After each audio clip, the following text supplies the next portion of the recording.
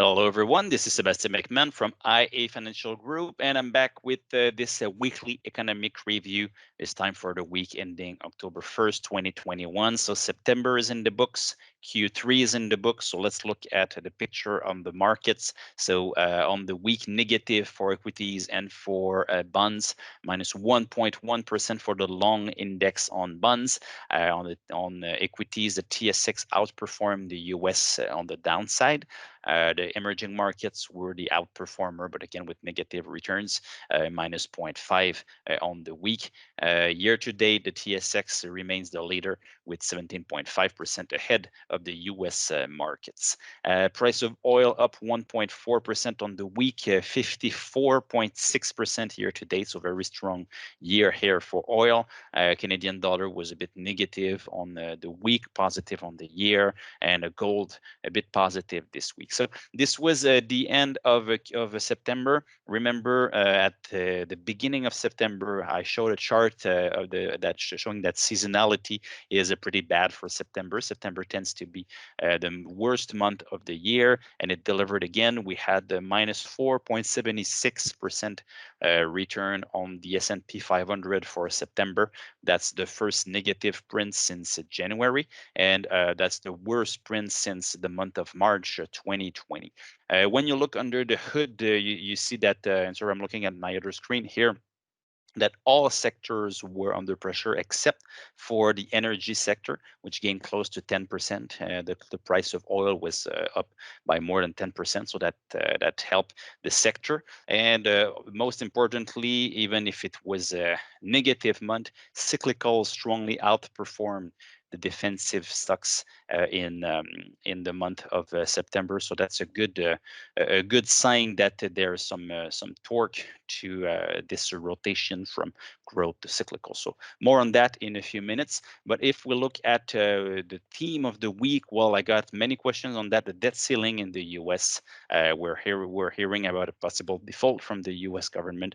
Just want to bring the chart on the left is very important. Since 1959, policymakers have raised the debt limit 87 times. So that's what we call politics, right?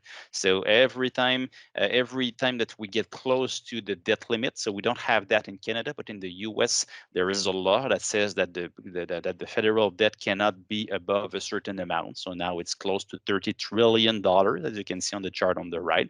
So every time that you get close to that, then the government is risking default on its debt because it can't raise money to pay for its interests. So that brings us in this kind of situation. So it was resolved this morning. This is resolved on Friday, and expect that to happen again probably next year. Maybe sometimes it happens more than once in a year. So this is what we call headline risk. So headline risk put kind of a risk premium on the market, sometimes to some small pullbacks from knee-jerk reactions, and usually headline risks are buyable events. So we're not really concerned about this. So just wanted to clear the air with this one. Canada GDP growth. So Q3 is very likely to undershoot the Bank of Canada target. In July, the Bank of Canada said that it put its forecast out, thinking that we would see 7.3% growth in Q3. Now with a start at minus 0.1% month over month, it's pretty much completely off the books that we will get 7.3%. But still, we had an outperformance of GDP, contracted less than expected in July, and now August we had the flash estimate from StatCan. It's looking they're expecting 0.7% month over month, which is very, very strong. So we should have a good Q3, probably somewhere around 3% and not 7.3. So we'll see how it shapes up. But we're seeing accommodation and restaurants really picking up steam. People are just changing again their habits, less purchases of goods, more services, going back to restaurants more. So we're seeing this rotation again, and the strength in the consumption in services looks pretty much strong enough to offset other factors looking forward. So we still think the Canadian economy has some very, very strong footings, even if we see the impacts of the COVID restrictions just weighing in the short term on GDP. So financial markets now, as I said, September was negative, minus 4.76%. So I explained the details earlier on. I wanted to show you the chart. But here, when we get into the fourth quarter of the year, seasonality starts to play in the investors' favor again. So usually November and December are very good months. October is hit and miss. But here, what this table shows here is that it's the performance of the first 9 months versus the last 3 months of the year. And here, the order is that you have the strongest first 9 months of the year. So 1987 was kind of an aberration. Remember the Black Monday in October 20 of 1987. So it was a very strong start to the year and then a big crash. But if you take this one out, all of the other years where we had a very strong start to the year, so the strongest start, so 2021 is now number 23 all time. Well, usually you have a continuation of momentum after that. You have positive return over the next 3 months when you have such strong seasonality. So let's see what happens this year, but seasonality is playing in the favor of investors. But we mentioned many times we tend to be more neutral right now because volatility is a bit elusive, so we don't think it's a time to be adding risk to the portfolio. But underneath the surface there are trends and ideas, so it all depends on this here, what the market is pricing from the Fed. So interest rates have been going up slightly recently, slightly. For if you look at the long-term chart, it's very slight. If you're a short-term investor, the moves have been could have been seen as more violent. But here you see that, well, the Fed last year came out pretty hawkish, we thought.